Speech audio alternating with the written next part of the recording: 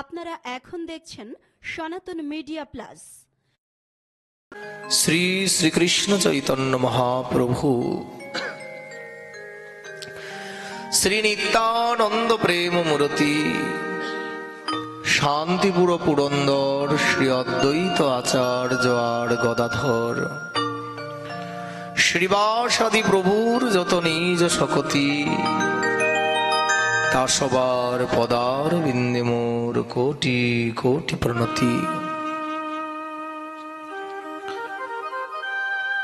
শ্রীকৃষ্ণ চৈতন্য মহাপ্রভুর অহৈত কি অপার অনুকম্পায়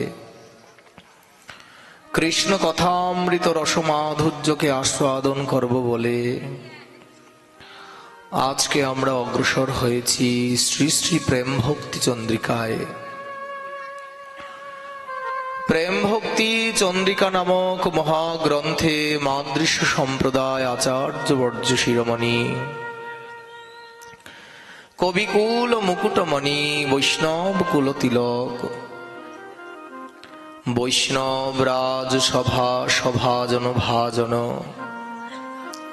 শ্রীপাদ নিত্যানন্দ প্রভুর অভিন্ন মূরতি খেতুরিধীশ প্রেম ভক্তির মহারাজ শ্রী নরোত্তম দাস ঠাকুর মহাশয় ওনার প্রেম ভক্তি চন্দ্রিকা নামক মহাগ্রন্থের এই ত্রিপদীতে বর্ণন করলেন যুগল ভজন করে যারা প্রেমানন্দে ভাসে তারা তাদের নিছনি ত্রিভুবন। শ্রী বৃন্দাবন যুগল ভজন ধন মোহে করল উপদেশ বৃন্দাবন রম্মং নবীন যুগল কিশোরী বল্লভী বল্লভদেবম শ্রীরাধালিঙ্গিত বিগ্রহম। শুধু ভক্তজন, প্রেম ভক্তির মহারাজ শ্রীল নরোত্তম দাস ঠাকুর আজ আমাদের ব্রজ বৃন্দাবনের লীলা মাধুরীর আস্বাদন করাবেন।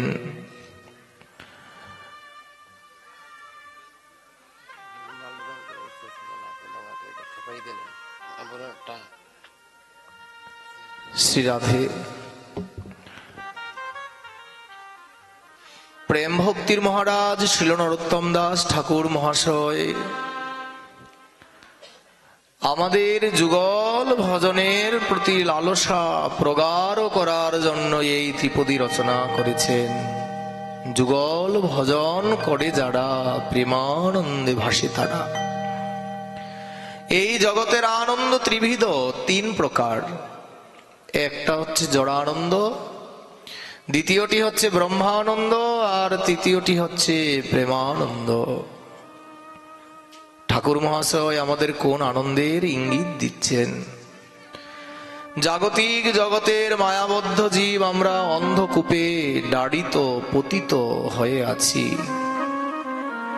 যে আনন্দ নিয়ে আমরা মেতে আছি সেই আনন্দকে বলা হয় জড়ানন্দ। কেননা এই আনন্দের কোনো স্থিরতা বা স্থায়িত্ব নেই যে কত দূর স্থায়ী হবে।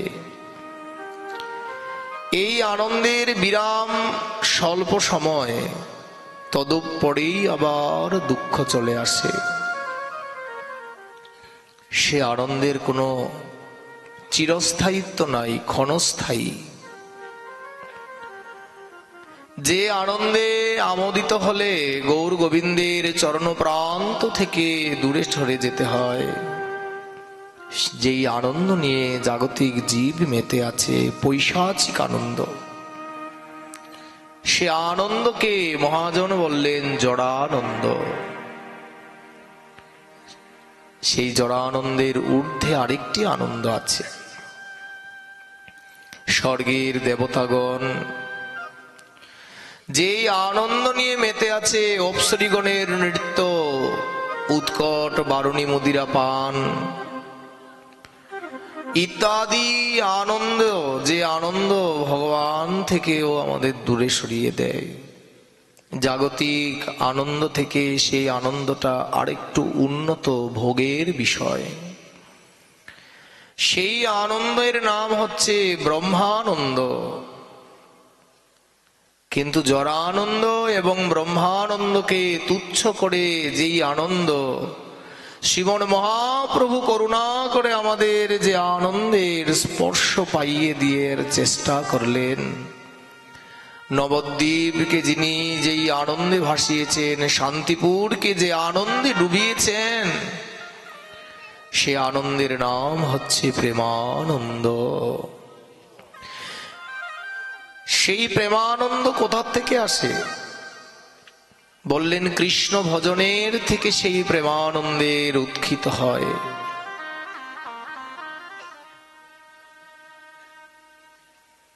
চৈতন্য চরিতামৃতকার শ্রীল কৃষ্ণদাস কবিরাজ গোস্বামী বলেছেন, কৃষ্ণ ভজনে যে আনন্দ সিন্ধু, কোটি ব্রহ্মানন্দ নয় তার এক বিন্দু। কৃষ্ণ ভজন থেকে যে আনন্দের উদয় হয়, বললেন সেই আনন্দটি এমনই আনন্দ যার কাছে 1 কোটি ব্রহ্মানন্দ তুচ্ছ হয়ে যায়। যেই ব্রহ্মানন্দ নিয়ে দেবী দেবতাগণ মাতোয়ারা, বললেন সেই ব্রহ্মানন্দ তুচ্ছ হয়ে যায়, কোটি ব্রহ্মানন্দ তুচ্ছ হয়ে যায় প্রেমানন্দের কাছে, কৃষ্ণ ভজনের কাছে। সেজন্য ঠাকুর মহাশয় পথখানা লিখলেন, ত্রিপদীটা লিখলেন, যুগল ভজন করে যারা সেই প্রেমানন্দে ভাসে তারা, তাদেরও নিছনি ত্রিভুবন। ঠাকুর মহাশয় বললেন সেই রাধা মাধবের যুগল সেবা যারা করেন তারা প্রেমানন্দে ভাসেন, এবং তাদের ওই প্রেমানন্দের সাথে জাগতিক জগতে কোনো আনন্দেরই তুলনা হয় না। সে আনন্দের কোনো লয় ক্ষয় বিরাম নেই, সেই আনন্দ নিরন্তর প্রবাহিত হচ্ছে। সচ্চিদানন্দ ঘন ভগবানের চরণ কমল থেকে নিঃসৃত হয়েছে, তো তাই ওই আনন্দের কোনো বিরাম নেই, সতত প্রবাহিত হচ্ছে সেই আনন্দ ধারা।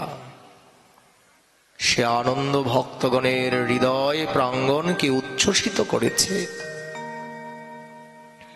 সেই আনন্দই তো আমাদের কাম্য, সেই আনন্দের জন্যই আমরা ধাবিত হয়েছি, সেই আনন্দকে পাওয়ার জন্যই আমরা লালায়িত। নিতাই চাঁদ সে আনন্দ দেওয়ার জন্যই এসেছিলেন। আপনি নিতাই মালি মাথে লইয়া প্রেমের ডালি, সেই ফল জগতে বিলায়। যে চাইল সে পাইল, যে না চাইল সেও পাইল, যবনেও সে ফল আস্বাদয়। কৃষ্ণদাস দুরাশয় দন্তে তৃণ ধরি কয়, ধ্রিক ধ্রিক এ পোড়া কপাল। কৃষ্ণদাস বাবা বললেন, এই মানব কুলে জন্ম নিয়ে যার ওই প্রেমানন্দ প্রাপ্তি না হয়েছে, বললেন তার জীবন অধঃপাতে যায়। কদর্য ভক্ষণ করে, নানা জনি ভ্রমণ করে, তার জন্মই অধঃপাতে যায়। প্রেমানন্দ না পেলে তো জীবনটা বৃথাই হবে। আমরা যে আনন্দ সম্বন্ধে জানি না, ভাবি আহ এখানেই তো অনেক আনন্দ। মায়াময় সংসার, আদি দৈবিক, আদি ভৌতিক, আধ্যাত্মিক, এই ত্রিতাব যন্ত্রণা দ্বারা পরিপূর্ণ, কিন্তু আমরা ভাবি না এখানেই তো সুখ, এখানেই তো সুখ। বৈষ্ণব কবি প্রেমানন্দ বললেন না, হাড় বলিয়া গলায় পড়িনু সমন কিঙ্কর সাপ, শীতল বলিয়া অনল পোহাইনু পাইনু বজ্রের তাপ। সংসার সেবিলি রসের গোরানা ভজিলি, না শুনিলি সাধুর কথা, ইহ পরকাল দুকুল খোয়ালি খাইলি লোচন মাথা। বৈষ্ণব কবি লোচন দাস ঠাকুর বললেন যে হেন গৌর নিত্যানন্দ না ভজিয়া, হেন যুগল ভজন না করে আমরা কি করছি গো? সংসারের সেবা করছি। যে রাধা মাধবের সেবা করার ব্রতী হয়ে আমরা এই জগতে এসেছিলাম, তাদের সেবা না করে আমি সংসারের সেবা করছি। কেন গো? কি আছে এখানে? ওই যে মহাজন তার কীর্তনে বললেন না, চপল সুখ লব লাগিরে, ওই চপল সুখের লাগি এই সংসারের সেবা।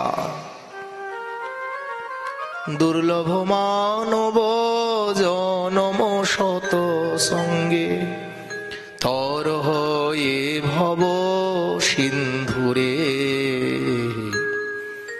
ওই যে সংসারের আসক্তি, সংসারের সেবার আকাঙ্ক্ষা, সংসারের সেবার বাসনা।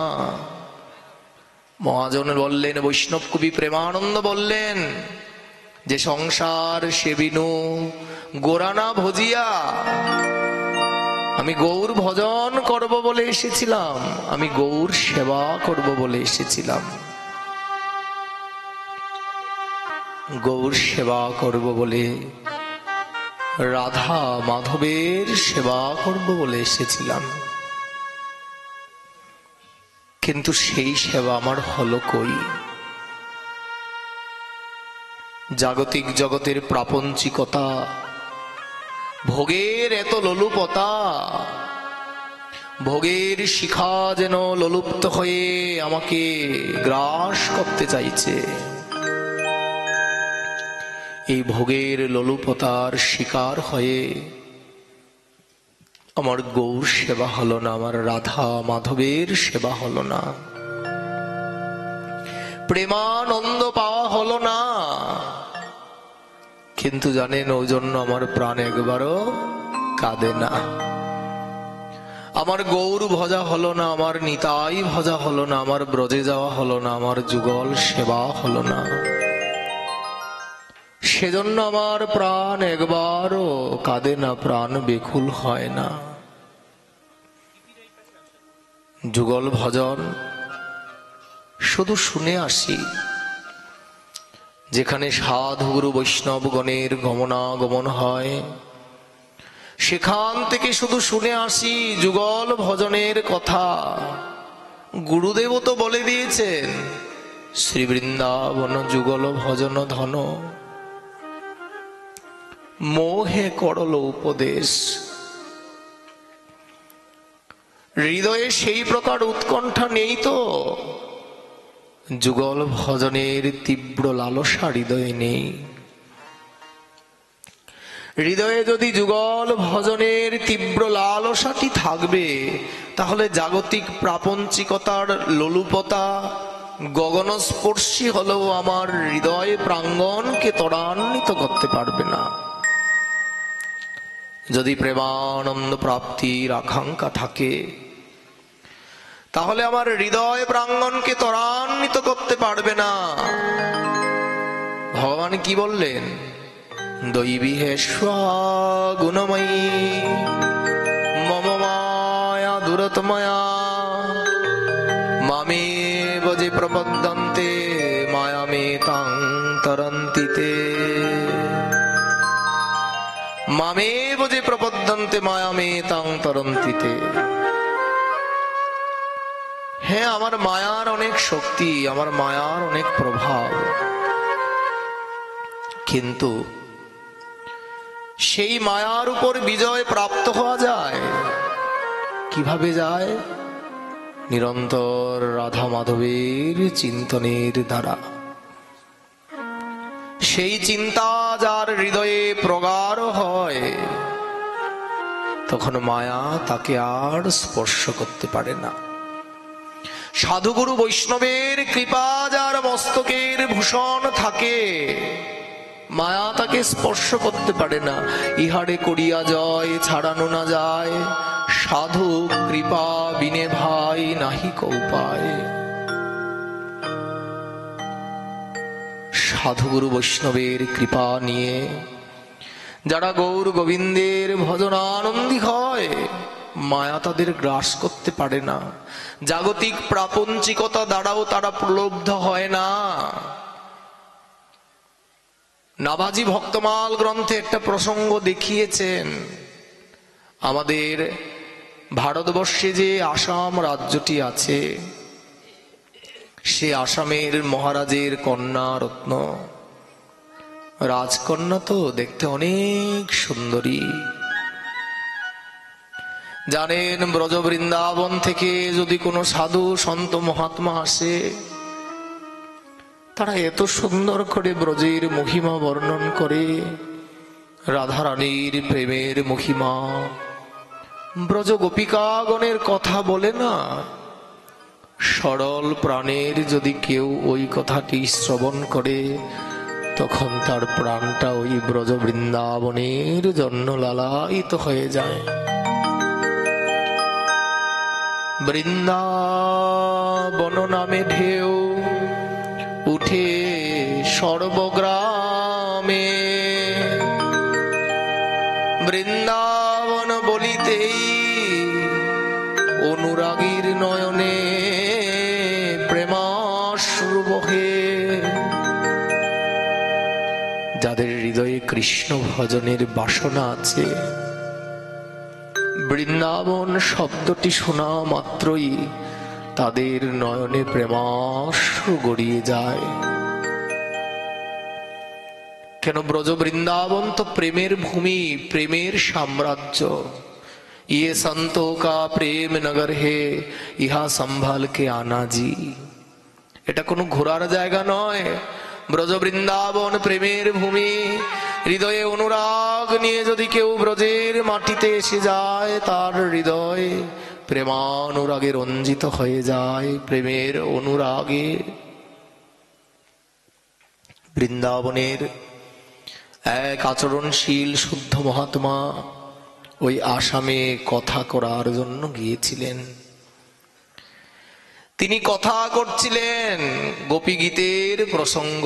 জয়তি তেধিকম জন্মনা ব্রজ শ্রয়ত ইন্দিরা স্বস্বদত্রহি দয়িত দৃশ্যতাং দীক্ষুতাবকা স্ত্রৈদিতা শব স্ত্রাং বিচিন্নতে। এমন সুন্দর করে দ্বৈত দৃশ্যতাঙের ব্যাখ্যা করলেন। হে দ্বৈত, হে প্রাণবল্লভ, হে প্রাণনাথ, তোমারই জন্যে তুমি এই বৃন্দাবনে অবতীর্ণ হয়েছ বলে, তুমি এই ব্রজের মাটিতে এসেছ বলে আমরা গোপীগণ তোমার জন্য, শুধু তোমার লালসায় এই বৃন্দাবনে এসেছি। হে নাথ, তুমি যদি চলেই যাবে, এই রাস মণ্ডল থেকে চলেই যাবে, তাহলে আগেই কেন আমাদের মৃত্যু দাওনি?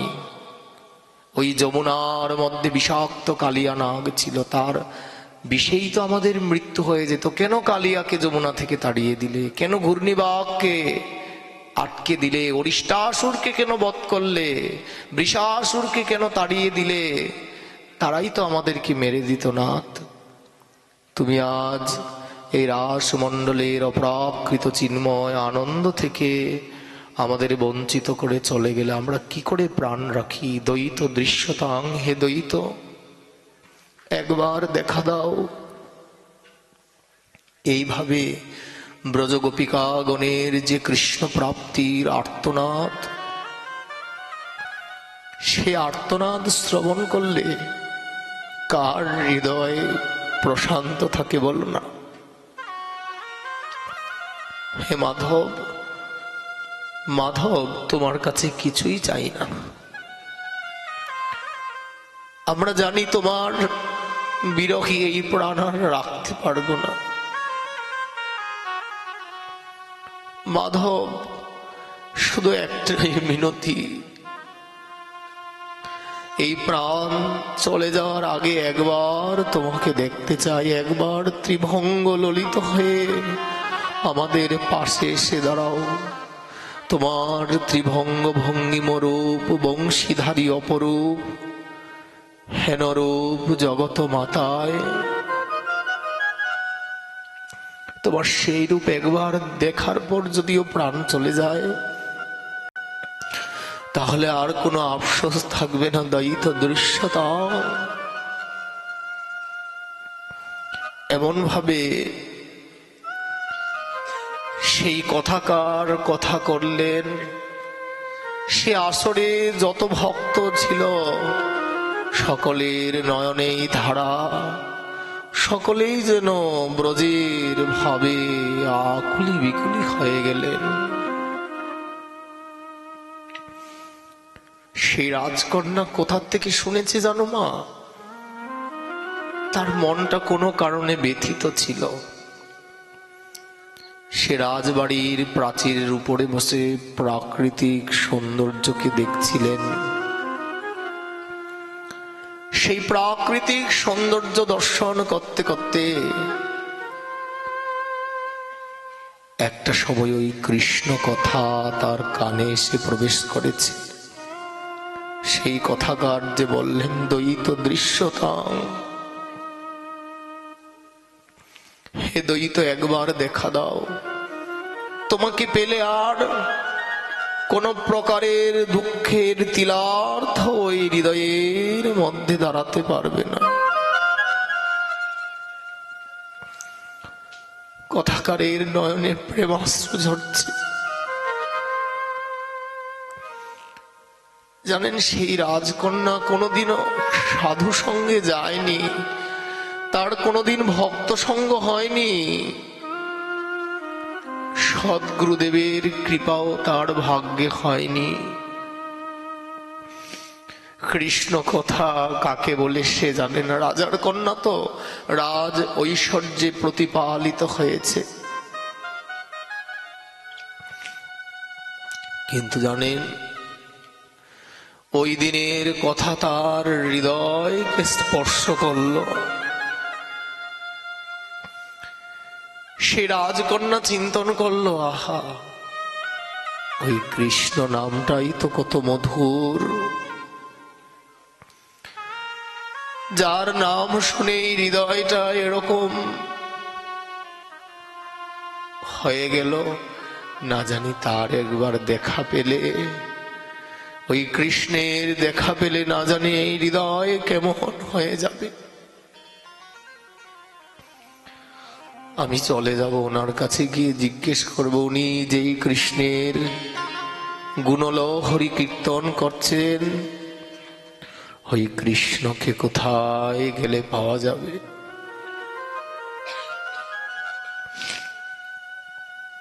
কৃষ্ণ প্রেমের ঢেউ যদি একবার যদি কারোর হৃদয়ে লেগে যায়, সে কি আর থাকতে পারে মা? ও মা, কৃষ্ণ প্রেমের ঢেউটা যদি না একবারও এসে কারোর হৃদয়ের মধ্যে স্পর্শ হয়, সেই প্রেমের স্রোতের টানে সে আর ঘরে রইতে পারে না। কৃষ্ণ প্রেমের ঢেউ লেগেছে যার প্রাণে, ওই প্রেমের স্রোতের টানে সে কি আর ঘরে রইতে পারে? রাজকন্যা চুপি চুপি রাজবাড়ি থেকে বেরিয়ে ওই যে বৃন্দাবন থেকে কথাকার এসে কৃষ্ণ প্রেমে ভাসিয়ে দিয়েছে, ওনার একটু দর্শন পাওয়ার জন্য লুকিয়ে চুরিয়ে গিয়ে ওনার চরণের কাছে আশ্রয় নিলেন। নিয়ে বলছে, আপনাকে যে কি ডাকবো, কি বলে আপনাকে ডাকতে হয় আমি তাও জানি না, কিন্তু আপনার কথা তো আমার হৃদয়কে আন্দোলিত করে দিয়েছে। আপনি কৃপা করে বলুন না, ওই কৃষ্ণকে কিভাবে পাওয়া যায়? এই কৃষ্ণকে পেতে গেলে আমার কি করতে হবে? যার নাম শুনে আমার হৃদয়টা এত আনন্দে মেতে উঠেছে, না জানি তাকে একবার ওই হৃদয় কমলে স্পর্শ পেলে আমার হৃদয়টা কত পরমানন্দে ভেসে যাবে। আপনি বলুন না, ওই কৃষ্ণকে আমি কি করে পাবো?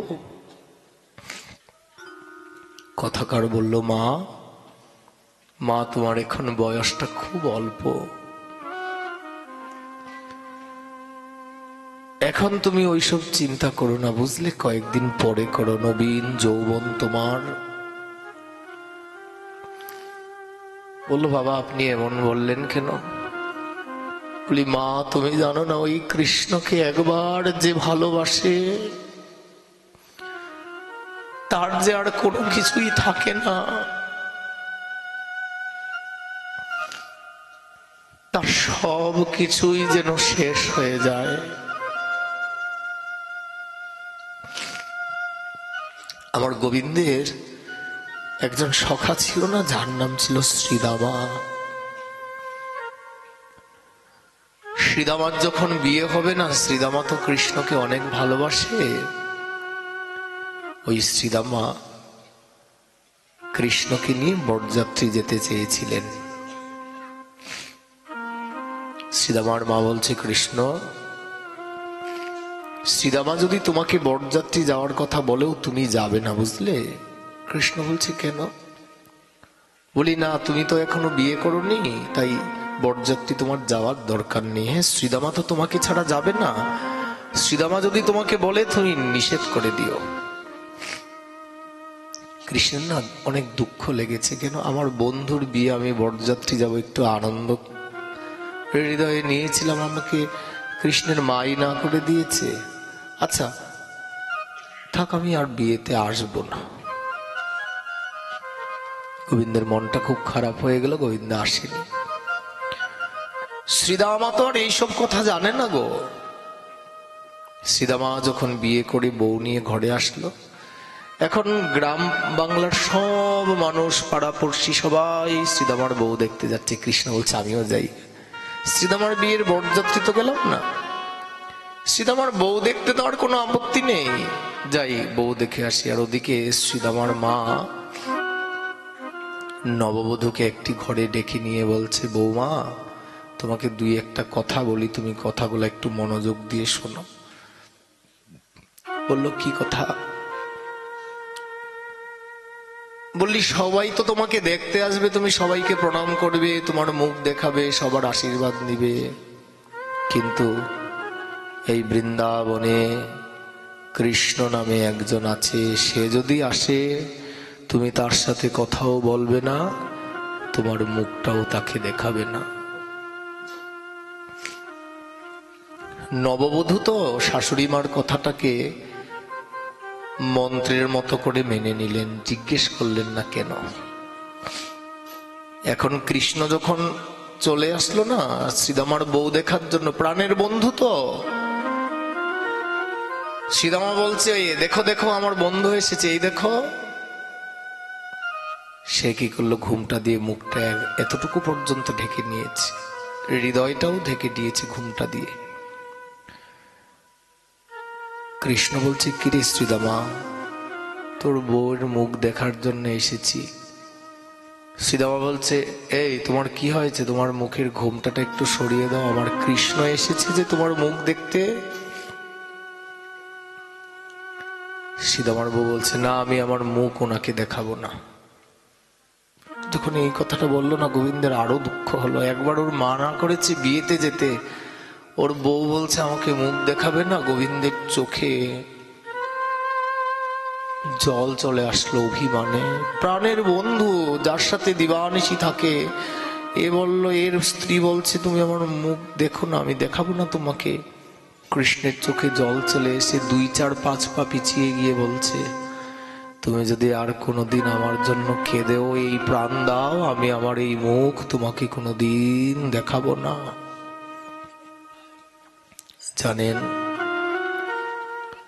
শ্রীদামার স্ত্রীর এই প্রকার আচরণে শ্রীদামাও মনে খুব দুঃখ পেলেন। লোকজন একটু কমে যাওয়ার পর তার পত্নীর কাছে গিয়ে বলছে, তোমার আচরণে আমি খুব দুঃখ পেলাম। বলি, কেন? আমার প্রাণের সখা কৃষ্ণ, তুমি জানো না আমি কৃষ্ণকে কত ভালোবাসি। কৃষ্ণ এসেছিল তোমার মুখ দেখার জন্য, তুমি তোমার মুখটা একটু কৃষ্ণকে দেখালে না। শ্রীদামার স্ত্রী শ্রীদামার হাত ধরে বলছে, তুমি আমার উপর রাগ করো না, মা আমাকে বলেছে আমি আমার এই মুখ যেন সবাইকে দেখাই, শুধু কৃষ্ণকে না দেখাই। মা এমন কথা বলেছে, কেন বলেছে?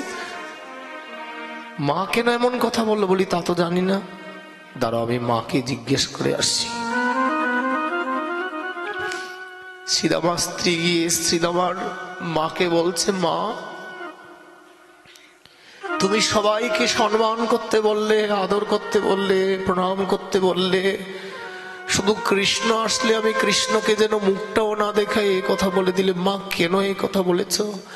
শ্রীদামার মা কাঁদতে কাঁদতে তার বৌমার দিকে তাকিয়ে বলছে, বৌমা রে, ওই কৃষ্ণকে যে একবার দেখে ওই কৃষ্ণের প্রতি যার মন লেগে যায় সে আর সংসার করতে পারে না। এই সংসারে আরে মন আর লাগে না।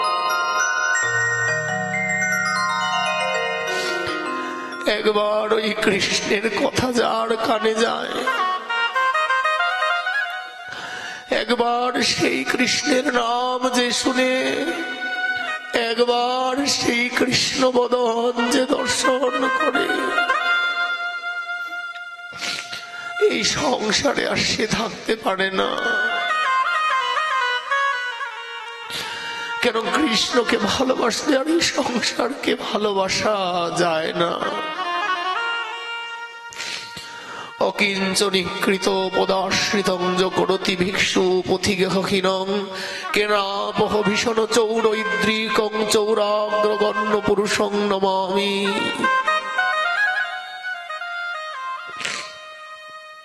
মাধবেন্দ্র পুরী চৌরাগ্রগণ্য শ্লোকে বললেন, যারা নিষ্কিঞ্চন চিত্ত হয়ে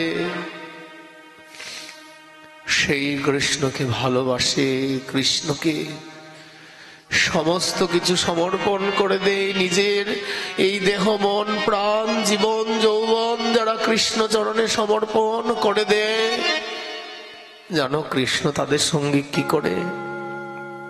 অকিঞ্চনীকৃত পদাশ্রিতং জিয় করতি ভিক্ষু পথিগেহীনং। গোবিন্দকে যারা ভালোবাসে, গোবিন্দ সর্বপ্রথম তাদের ঘর বাড়িটা কেড়ে নেয়। দেখবে তার আপন লোকগুলা পর হয়ে যায়। যারা আগে আমাদের অনেক ভালোবাসত না, আমি যেদিন থেকে ভক্তি পথে গেলাম, তিলক পড়লাম, তুলসীর মালিকা পড়লাম, জপের মালিকায় কৃষ্ণ নাম জপ করলাম, সেদিন থেকে না আমার আত্মীয় স্বজন বন্ধু বান্ধবকে আর কেউ ভালোবাসে না।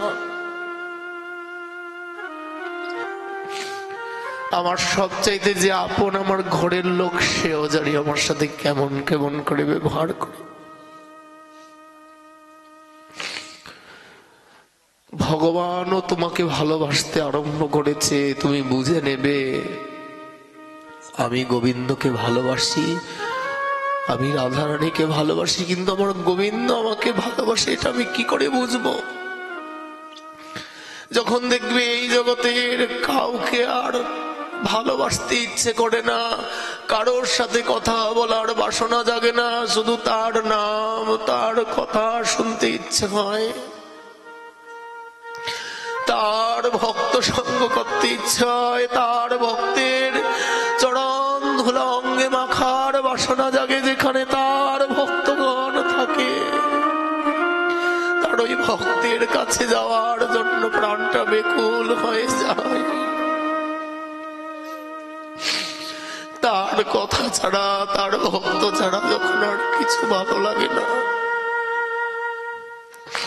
তখন জানতে হয় আমার গোবিন্দ আমাকে একটু একটু ভালোবাসতে আরম্ভ করেছে। অকিঞ্চনীকৃত পদাশ্রিতং করতি ভিক্ষু পথিগেহীনং। কবে আমার সেই দিন আসবে বিষয় ছাড়িয়া, কবে শুদ্ধ হবে মন? কবে হাম হেরি বসে মধুর বৃন্দাবন, কবে নিতাই চাঁদের অমন কৃপা আমার হবে যে আমার হৃদয় থেকে বিষয়ের বাসনাগুলা চলে যাবে।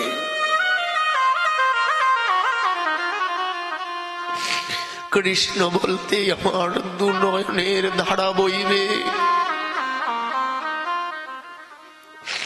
কবে আমার এমন দিন হবে।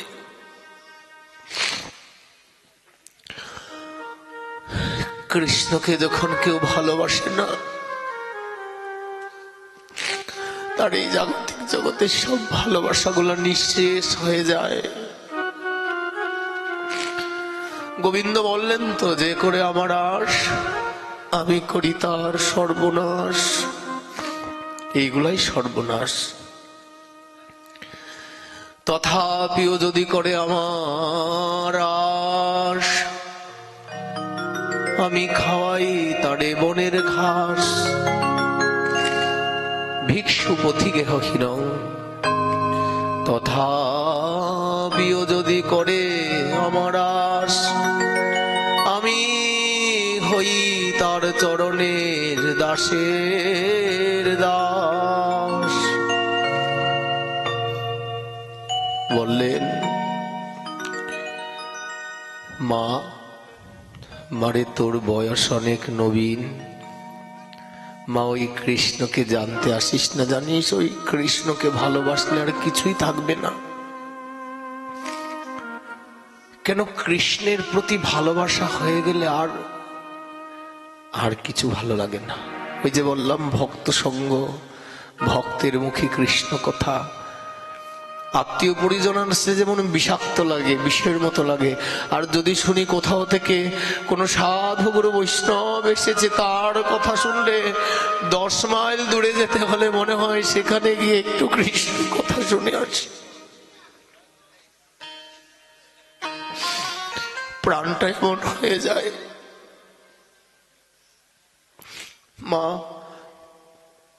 মা তুই ওই কৃষ্ণের কথা এখন শুনতে আসিস না, মা তুই ঘরে চলে যা। কিন্তু রাজার কন্যার হৃদয়ে যে কৃষ্ণ প্রেমের ঢেউ লেগে গেল। আমাদের রঘুনাথ দাস গোস্বামী চরণ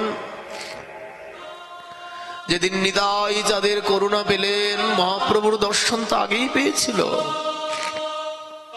মা বাবা দেখলেন ছেলের ভাবগতিক ভালো নয়, শুধু সাধু সঙ্গে যায়, কীর্তনে যায়, জমিদারি দেখে না। বাবা যদি হিসাব নিকাশ করতে বসে ওখান থেকে উঠে চলে যায়। হিরণ্য গোবর্ধন জমিদারের একমাত্র পুত্র আমাদের দাস রঘুনাথ। মা বাবা মিলে যুক্তি করলেন, ছেলেটাকে বিয়ে করিয়ে দাও। বিয়ে করলে তার মনটা বসবে সংসারে, না হলে বসবে না। জমিদারের পুত্র তো অপ্সরার মতো এক সুন্দরী কন্যার সাথে বিবাহ দিয়েছে। কি লাভ হয়েছে জানেন বাবা? যেদিন থেকে বিবাহ দিয়েছে ওই দিন থেকে আর ঘরের ভিতরে ঢুকে না। আগে ঘরেই থাকতো, মৃত্তিকায় শয়ন করতো। যেদিন থেকে নামাচার্য ঠাকুর হরিদাসকে দেখেছিল, তার গুরুগৃহে যে নামাচার্য হরিদাস ঠাকুর দিবানিশি নাম করে আর শয়নের জন্য মৃত্তিকায় শুয়ে যায়, ওইটা দেখে মনে মনে চিন্তা করেছিল, আহা, এটাই তো জীবনের প্রকৃত সুখ। হরিনাম করা, দিনান্তে একবার প্রসাদ গ্রহণ করা, শয়নের জন্য কোনো প্রকারের সুষ্ঠুতা নেই, দুগ্ধ ফেরনিব সজ্জার বাসনা নেই। ঘুমে ধরলে ওরকম ভাবে উত্তরীয়টা বিছায়ে পড়েই শুয়ে যায়। এই জীবনের মতো কি আর উন্নত কিছু আছে আর এই জগতে? আমি অমনি হয়ে যাব, মৃত্তিকায় শয়ন করত। যেদিন আমার ওই বিবাহ করিয়ে দেওয়া হলো না রঘুনাথকে, এরপর থেকে আর ঘরে যায় না। জমিদার বাড়িতে আগে বড় বড় দুর্গা মণ্ডপ থাকতো, এখন থেকে দুর্গা মণ্ডপে ঘুমায়। 2-1 দিন চলে যাওয়ার উপক্রম করেছিল। এখন বাবা কি করলো জানো? একমাত্র ছেলে চলে গেলে কি আর আসবে? এই জগতে সব মা বাবা চায় আমার ছেলেটা হ্যাঁ, একটা ডাক্তার হোক, একটা ইঞ্জিনিয়ার হোক, একটা মাস্টার হোক, আমার ছেলেটা অনেক বড় একটা পোস্টে চাকরি করুক, এই জগতে খুব কম মা বাবাই চায় আমার ছেলেটা সাধু হয়ে যাক, আমার ছেলেটা ভক্ত হয়ে যাক।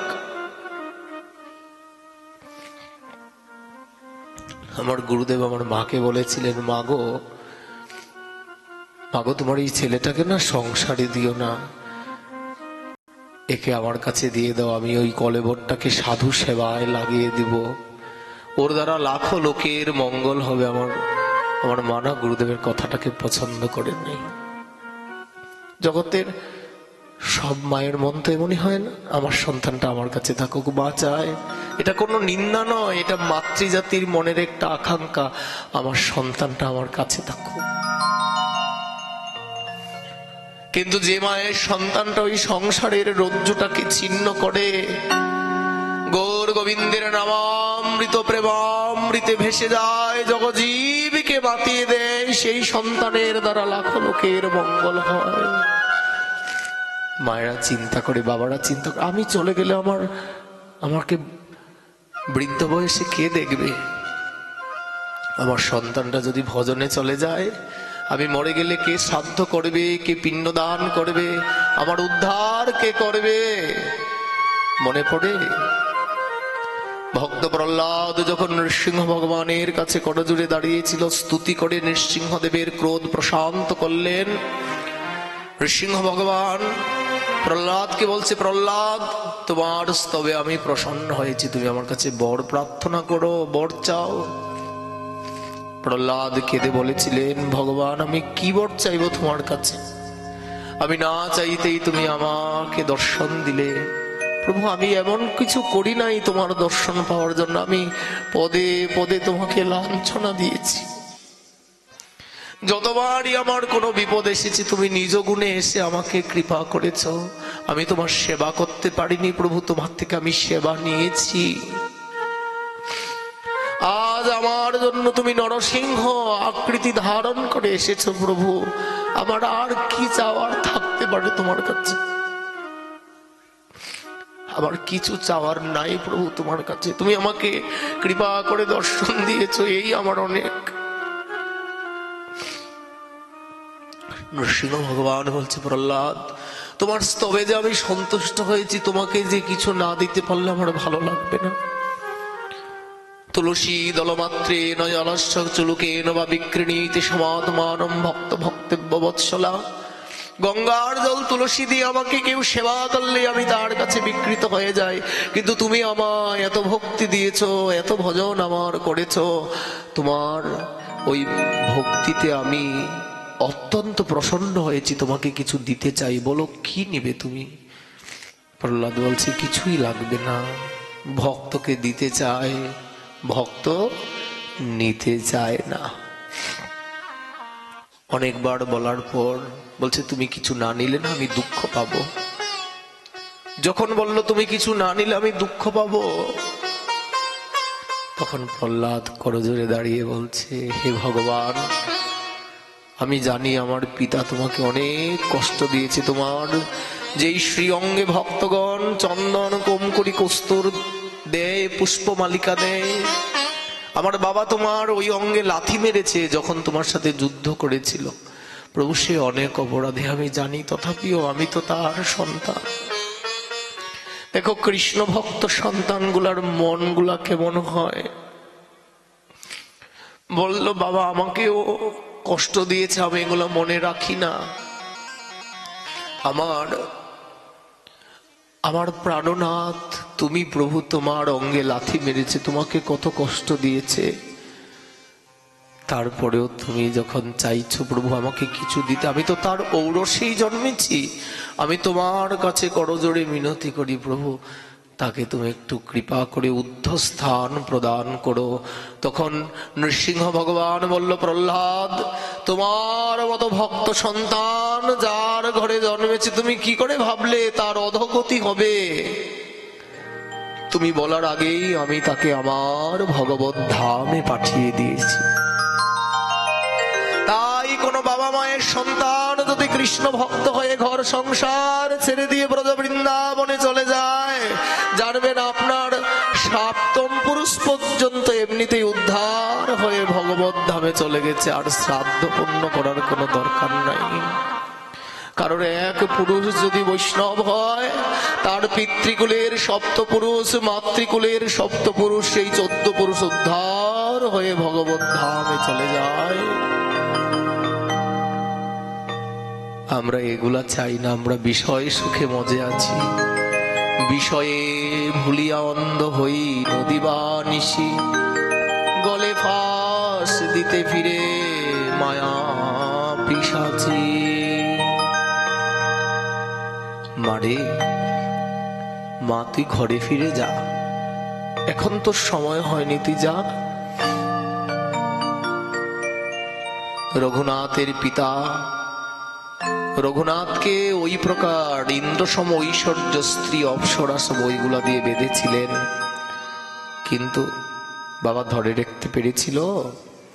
ইন্দ্রসম ঐশ্বর্য, স্ত্রী অপ্সরা সম, ইহাতে বান্ধিতে নাড়িল যার মন। শেষ পর্যন্ত পায়ের শিকল দিয়ে আটকে রেখেছিলেন। দুর্গা মণ্ডপের স্তম্ভের সাথে মহাজন লিখলেন, ইন্দ্র সম ঐশ্বর্য, স্ত্রী অপ্সরা সম, ইহাতে বান্ধিতে নাড়িল যার মন। দড়ির বন্ধনে তারে রাখিবে কেমনে, চৈতন্যের বাতুলে পারে কেবা বান্ধি বারে। গৌর প্রেম, রাধা মাধবের প্রেম, আমার রাধারানীর প্রেমের স্পর্শ যার হৃদয়ে লেগে যায়, তাকে আর ধরে রাখা যায় না। ওই মেয়ে বলল, না বাবা, আপনি আমাকে বলুন কোথায় গেলে কৃষ্ণকে পাওয়া যাবে, আমি সেখানেই যাব। বলছে, মা, ওই কৃষ্ণকে পেতে গেলে তো বৃন্দাবনে যেতে হবে। কৃষ্ণকে পেতে গেলে বৃন্দাবনে যেতে হবে। আর কি করতে হবে বাবা? বলে, ওই কৃষ্ণকে তো এমনি এমনি পাওয়া যায় না। তাহলে কি করে পাওয়া যায়? বলি, কৃষ্ণ নাম গানে ভাই রাধিকা চরণ পাই, রাধা নাম গানে কৃষ্ণ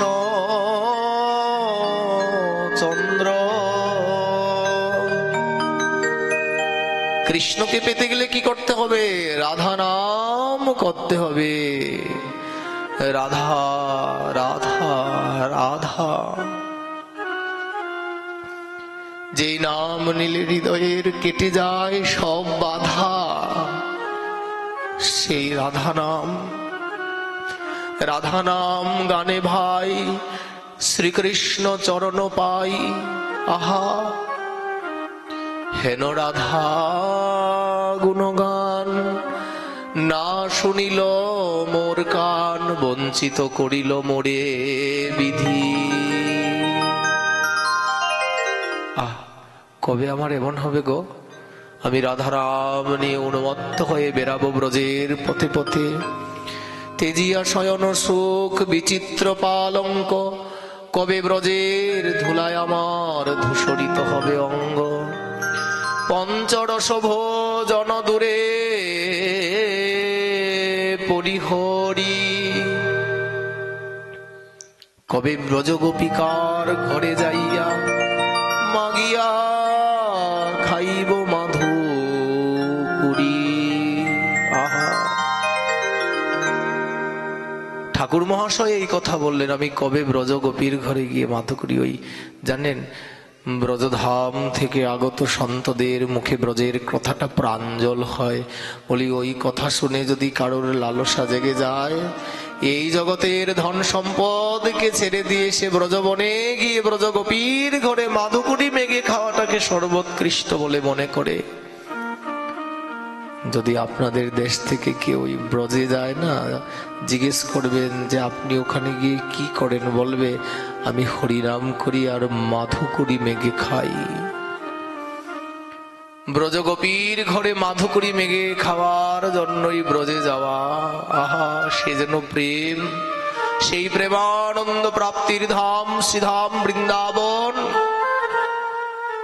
কথাকারকে বললেন, আপনি বলে দেন না কোথায় গেলে তাকে পাবো।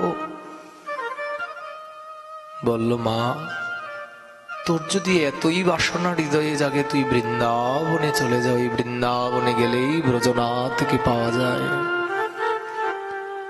যেথায় বংশীধারী কালো সোনা, ত্রিভঙ্গ হয়ে বাজায় বাঁশি। যেথায় বংশীধারী কালো সোনা। মা মারে তুই বৃন্দাবনে চলে যা, তুই রাধা নাম গাইতে গাইতে ব্রজে চলে যা। গোবিন্দ তাকেই কৃপা করে। রা শব্দোচ্চারণেন স্ফীত ভবতি মাধব, ধা শব্দোচ্চারণেন পশ্চাৎ গয়ম গময়তি। মা তুই রাধা রাধা বলতে বলতে ব্রজে চলে যা। বলি রাধা রাধা বললে কি হবে? বলি যখন রা শব্দকে উচ্চারণ করে গোবিন্দ গোলক বৃন্দাবনে, যেখানে উনি বসে কাষ্ঠের মালিকায় রাধা নাম জপ করতে থাকে, ওখান থেকে তাকে দেখে কে রা শব্দটি উচ্চারণ করেছে। তারপর যখন কেউ রায়ের পর ধা শব্দটি উচ্চারণ করে, গোবিন্দ তার পশ্চাদে পশ্চাদে গমন করে তার হৃদয় কন্দরে বসে যায়। তাহলে ব্রজে যেতে গেলে আমাদের কি বলতে হবে গো মা? বাবা কি বলতে হবে? রাধে রাধে।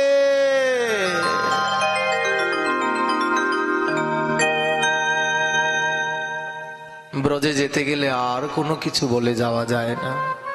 লক্ষ কোটি টাকা যার কাছে আছে সেও ব্রজে যেতে পারে না। রাধারানীর প্রতি প্রেমানুরাগ যার হয়ে যায় সেই ব্রজে যেতে পারে। একটা ছোট্ট ভজন হয়ে যাক নাকি? রাধারানী মহারানী, রাধারানী মহারানী কৃপা করো না, কৃপা করে বৃন্দাবনে নিয়ে চলো না। রাধারানী সবাই কৃপা করো না, করে বৃন্দাবনে নিয়ে চলো না। সবাই করতালি দিয়ে রাধে রাধে।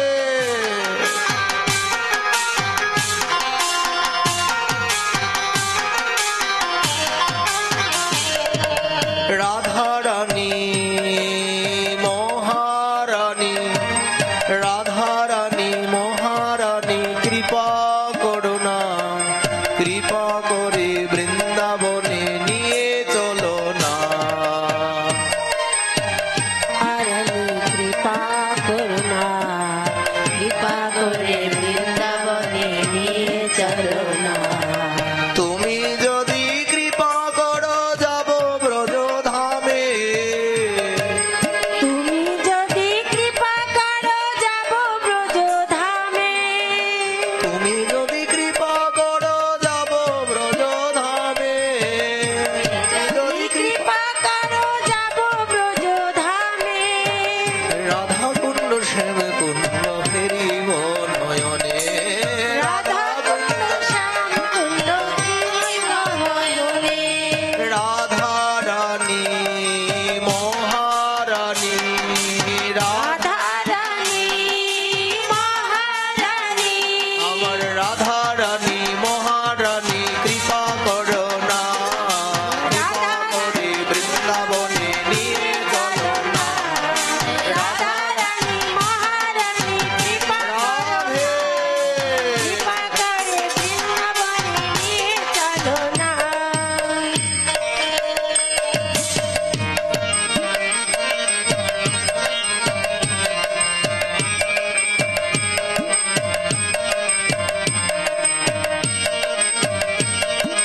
রাধে রাধে।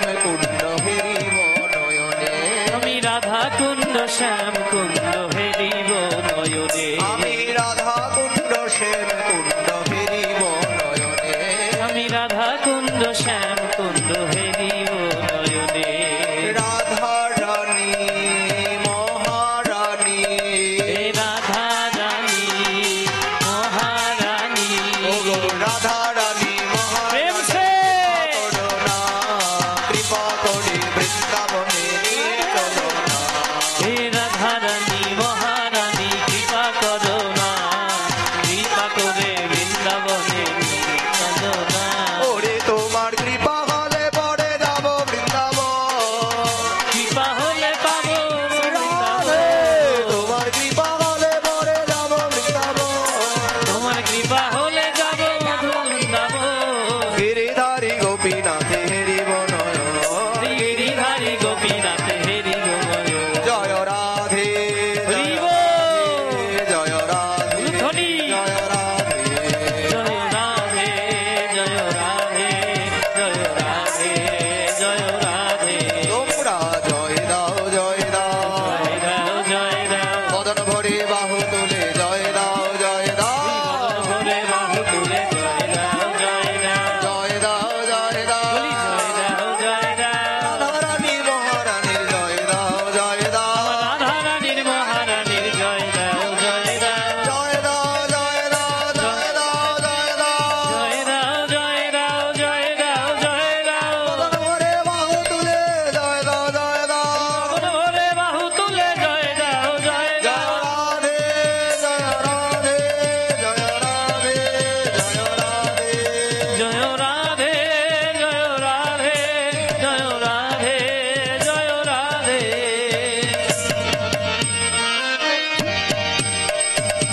শ্রী রাধে শ্যাম বলো বৃন্দাবনেশ্বরী রাধা রানী কি জয় হো বৃন্দাবন বিহাरी लाल की জয় হো जुगल सरकार की জয় হো जय जय श्री राधे श्याम হরিব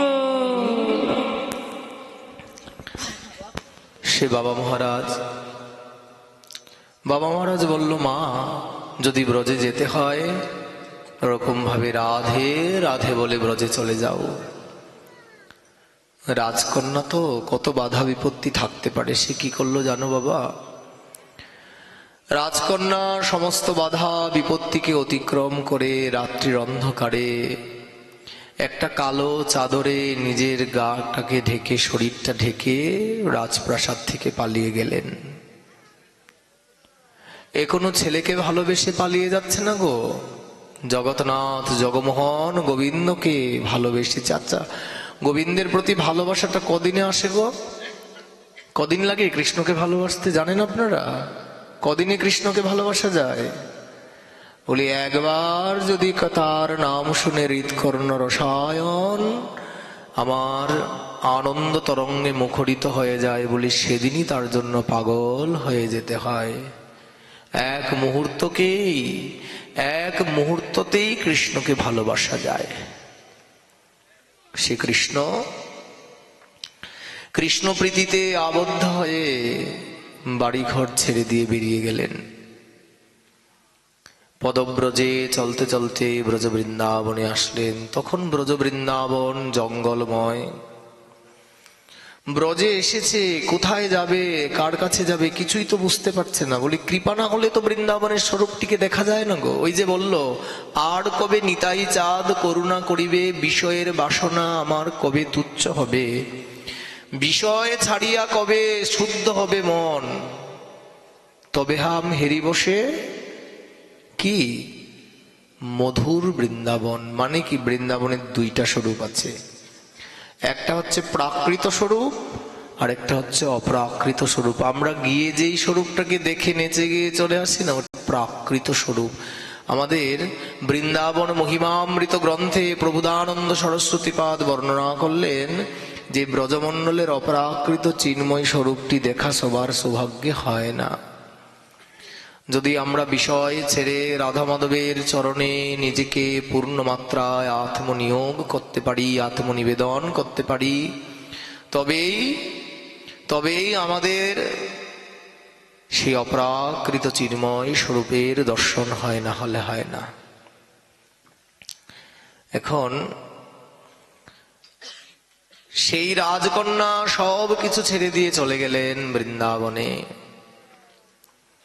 বৃন্দাবনে গিয়ে চতুর্দিক ঘোরাঘুরি করছেন, অনেক সাধু সন্ত মহাত্মাকে দেখলেন, কিন্তু তার মনটা সেরকম ভাবে লাগছে না। সে যেরকম ভাবে চেয়েছে না ওরকম ভাবে লাগছে না। ওরকম ঘুরতে ঘুরতে সে কেশিঘাটে চলে আসলো। কেশিঘাটের সিঁড়িগুলো অনেক বড় বড়, নিচে অনেক গুফার মতো স্থান আছে, বড় বড় গম্বুজগুলা দেখা যায় না? আপনারা একটু নেটে সার্চ করে দেখবেন কেশিঘাটের স্বরূপটা কেমন। কেশিঘাটের যমুনার ঘাটে বিশাল বিশাল স্তম্ভগুলো আছে, ওই স্তম্ভগুলার নিচে এক দুইজন বসার মতো ছোট্ট ছোট্ট গুফার মতো কুঠিয়া আছে। ওখানে আগে সাধুরা থেকে ভজন করতেন। ওখানে একজন সাধু বাবা বসে আছে, বাবাজি মহারাজ, একদম নিষ্কিঞ্চন বৃত্তি, তার অঙ্গ কান্তি যেমন চতুর্দিক আমোদিত করছে ওরকম কান্তি বিশিষ্ট। সে রাজকন্যা ওনার কাছে চলে গেলেন, ওনাকে গিয়ে প্রণাম করলেন। কিন্তু বাবা মহারাজ তো ভজন করছে গো। অনেক ঘন্টা বসে থাকার পর যখন ওনার ভজন বিশ্রাম হলো, ওনার কাছে করজোড় করে বললেন, বাবা বাবা আমি আপনার কাছে এসেছিলাম। বাবা মহারাজ বলছে, মা তুই কে, কোথার থেকে এসেছিস, কি তোর পরিচয়, পরিচয়টা দে আগে। ও চুপ করে বসে আছে। বাবা রাজকন্যাকে দেখলে বোঝা যায় না, একদম যেমন কাঞ্চন বর্ণা, আকর্ণ বিস্তৃত নয়ন। রাজরাজাদের চেহারায় যেমন মাধুর্য থাকে, সৌন্দর্য থাকে, সেই রকম লাবণ্য কান্তি, নবীন যৌবন সম্পন্না। এখনো 21 বছরও পূর্ণ হয়নি, 20-র মধ্যেই চলছে। বাবা মহারাজ বলছে, তোকে তো দেখে মনে হচ্ছে তুই কোনো রাজকন্যা। এই কথা বলতেই সে হাউমাউ করে কেঁদে দিয়েছে। বাবা মহারাজ বলছে, এই তুই এখানে এসেছিস কেন, কি চাই তোর, এখানে বৃন্দাবনে এসেছিস কেন বল। তখন সম্পূর্ণ বর্ণনা ওনার কাছে দিয়ে বলছে, বাবা আমার কৃপা করুন না, শ্রীগুরুর কৃপা না হলে তো পাওয়া যায় না তাকে।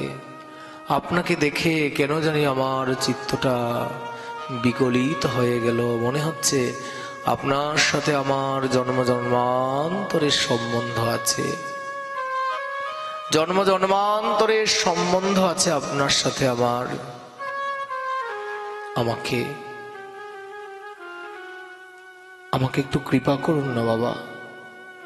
বলছে, এই বাড়ি চলে যা, যা এখনো সময় হয়নি, তুই বাড়িতে চলে যা, ঘরে চলে যা, গিয়ে সংসার আদি কর, তোর 1-2টা সন্তান সন্ততি হোক, তারপর তুই আমার সাথে এসে দেখা করি, যা চলে যা।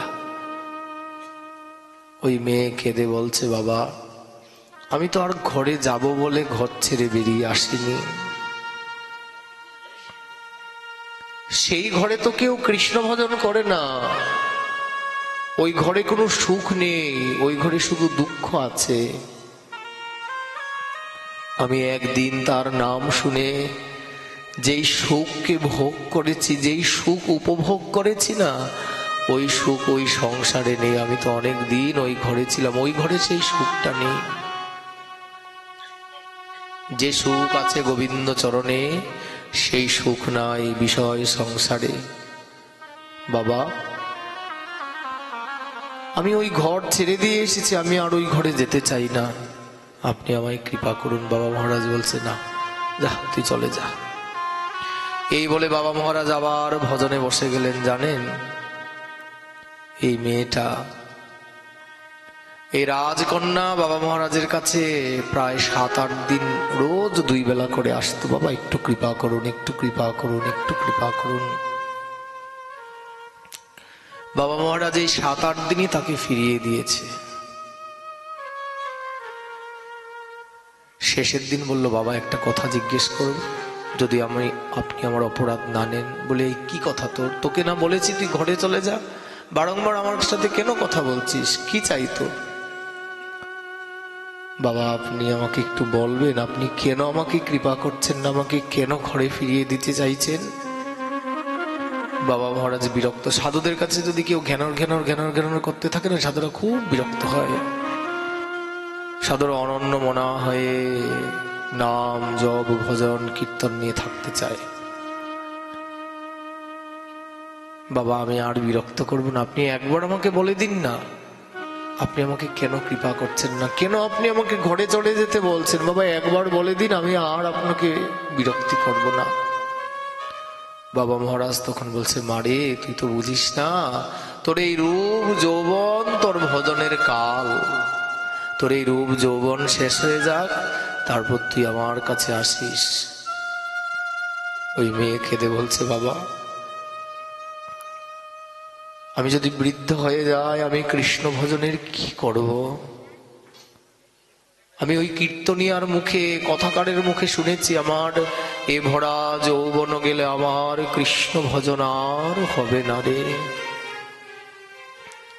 এই শরীরে শক্তি সামর্থ্য না থাকতে যদি কৃষ্ণ ভজন না করা যায়, বৃদ্ধ হলে কৃষ্ণ ভজন করা যাবে গো?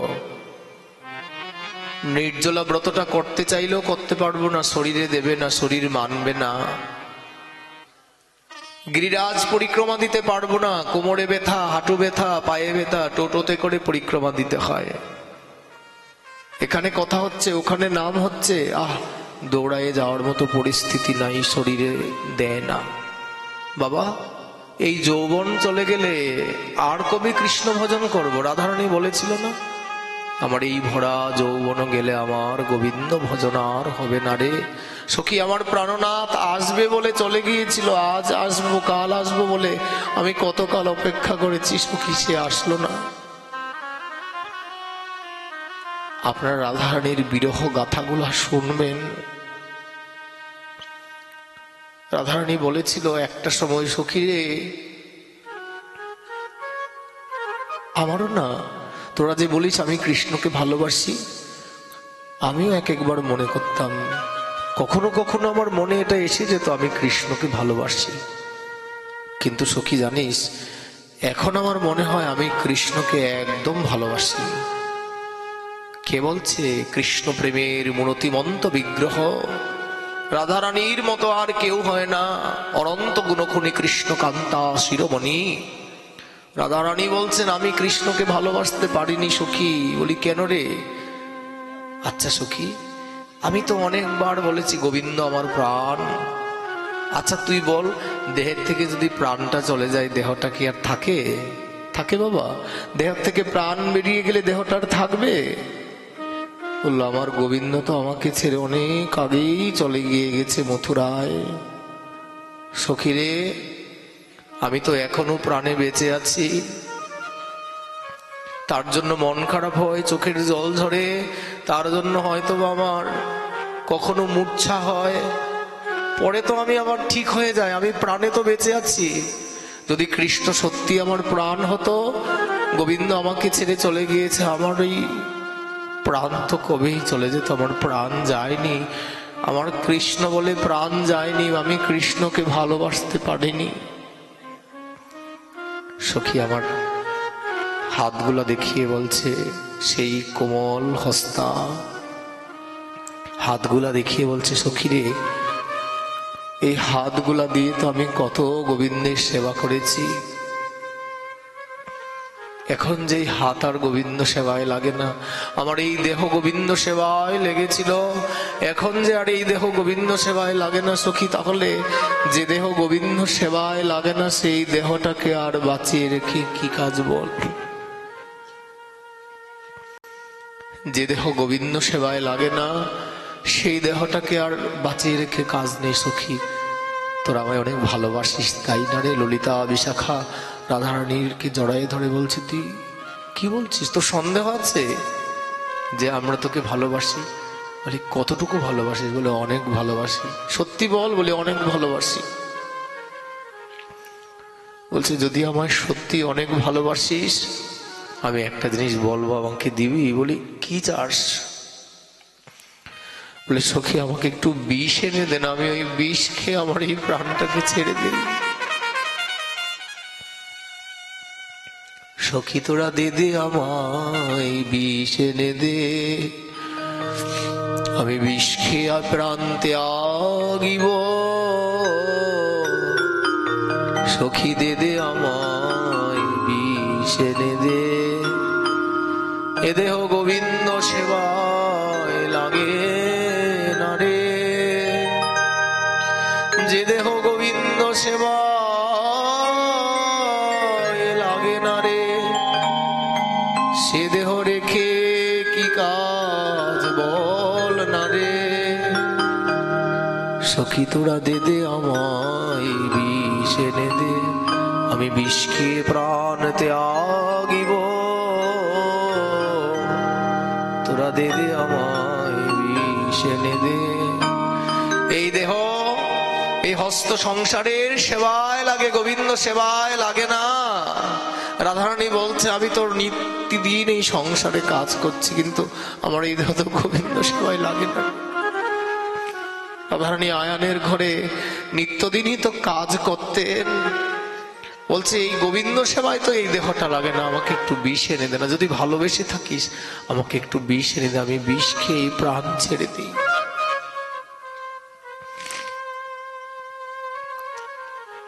বাবা মহারাজ যখন বলল মা তোর এই রূপ যৌবন তোর কাল হবে, তুই চলে যা, এই রূপ যৌবনের পর্ব শেষ হয়ে গেলে তারপর তুই আমার কাছে আসিস। মেয়েটা কাঁদতে কাঁদতে বাবার চরণে প্রণাম করে চলে গেলেন। জানেন, বাবা মহারাজ চিন্তা করলো যাক ভালো হয়েছে, ঘরে চলে গেছে। তারপরে 1, 2, 3, 5, 10 দিন যায়, মেয়েটা আর বাবার কাছে আসে না। বাবা মহারাজ বলল ভালো হয়েছে, এই ব্রজবিপিনে এই রূপ যৌবন নিয়ে সে থাকতে পারতো না, ভালো হয়েছে সে চলে গেছে।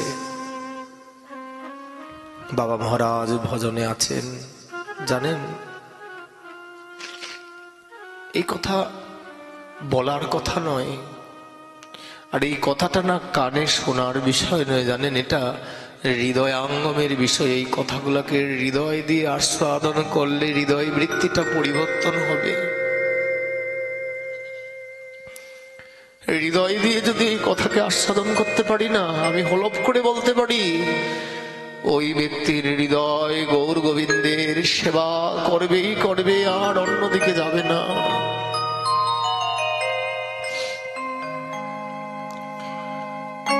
বাবা মহারাজ আর মেয়েটাকে দেখে না, আসে না। জানেন, প্রায় 40 থেকে 45 দিন পর বাবা মহারাজ যখন ভজন করছে, একদিন সেই কণ্ঠে আবার কে জানি ডাকছে বাবা বাবা।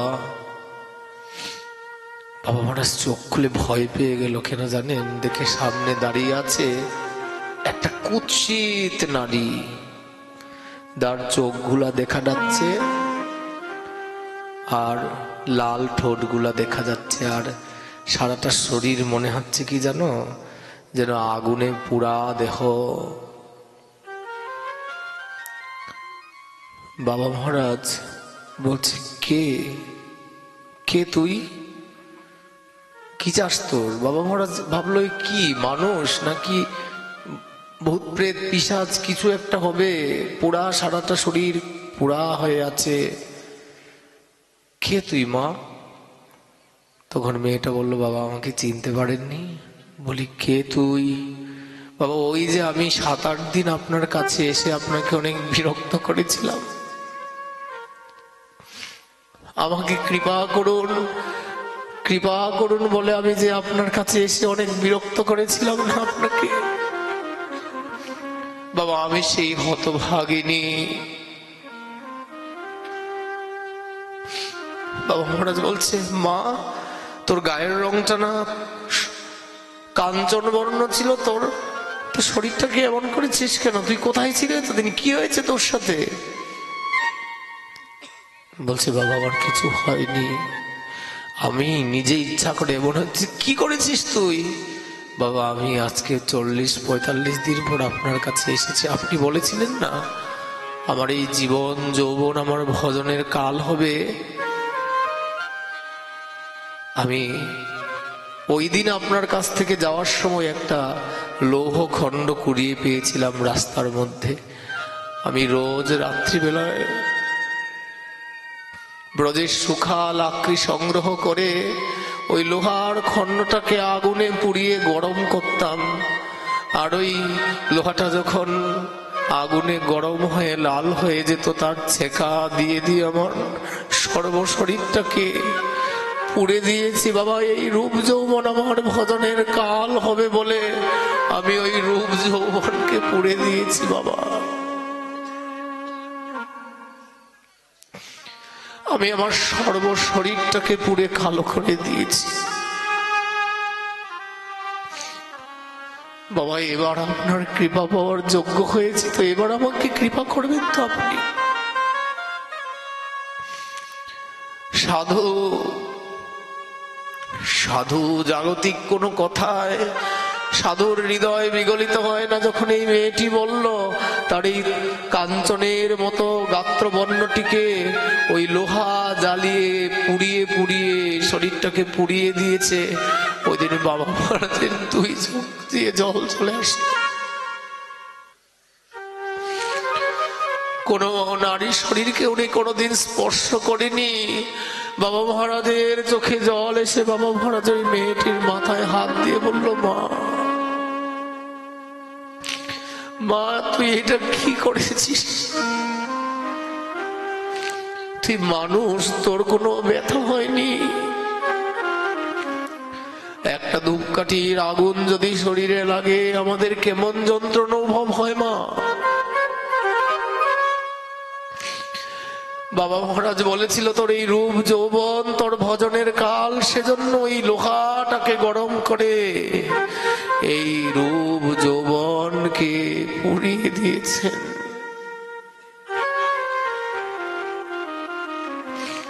কৃষ্ণ ভজনের বাধক কোন বস্তুই নিজের কাছে রাখতে নাই।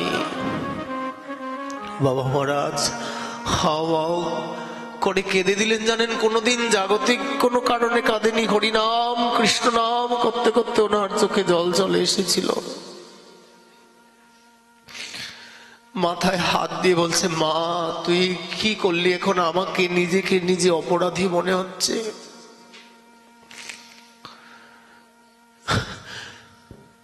মেয়েটা এখন হাত জোর করে বাবা মহারাজকে বলছে, বাবা আপনি এবার আমাকে কৃপা করবেন তো?